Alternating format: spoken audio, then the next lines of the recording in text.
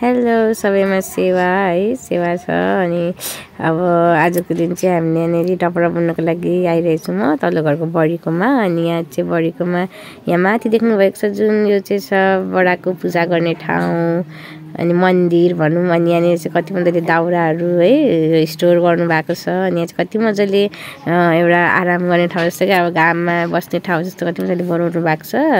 अनि त्यहाँदेखि तल भन्ने चाहिँ यस्तो छ, यहाँ चाहिँ किचन अनि यो चाहिँ घर हो उहाँहरूको। अनि अहिले चाहिँ यो चाहिँ आगो बाल्ने किचन भनौँ न। अनि यो चाहिँ हाम्रो दाउरा, अब यो चाहिँ टपरीको लागि सिन्का बनाउनु पर्ने हुन्छ। यो चाहिँ अघि बडाले काटेर राखिदिनु भएको।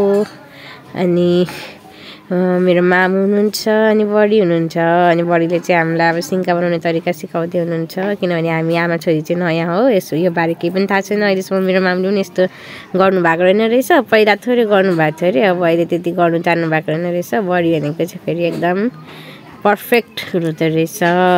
अनि त्यही भएर चाहिँ आज हामी आमा छोरी तल्लोपट्टिको बडाबडीको घरमा आएको छौँ। बडाबडी बाबाको बडाबडी अनि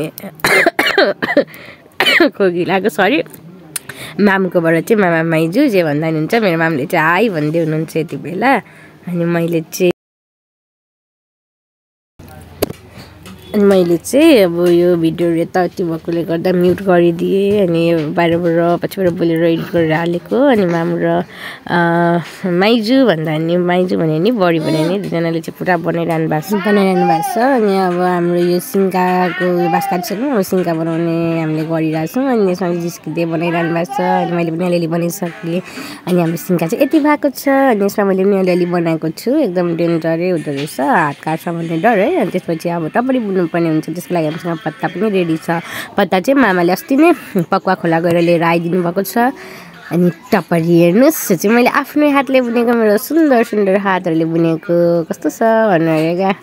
अनि यो चाहिँ मेरो दोस्रोचोटि हो। अस्ति पहिलोचोटि चाहिँ दसैँको लागि मेरो सासू मम्मीसँग मैले 2-4वटा बनाएर सिकेको थिएँ। त्यसपछि यो सेकेन्ड टाइम हो। अनि त्यसपछि मैले यो थाली टपरी पनि मैले आफ्नै हातले बुनेको है। अरे तर कति लुलो छ हौ।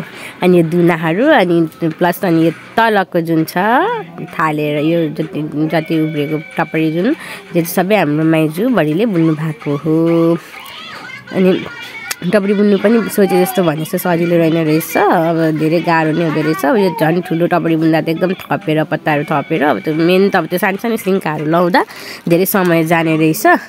अनि त्यसपछि अहिले हामीले यति टपरी बुन्यौँ। अनि यति टपरी चाहिँ आजको दिनमा हामीले बुनिसकेको छौँ। अब रहन्छ बाँकी भोलिको दिनमा। हेर्दा जति सजिलो हुन रहेछ टपरी बुन्नु। सो भोलि अब अर्को टपरी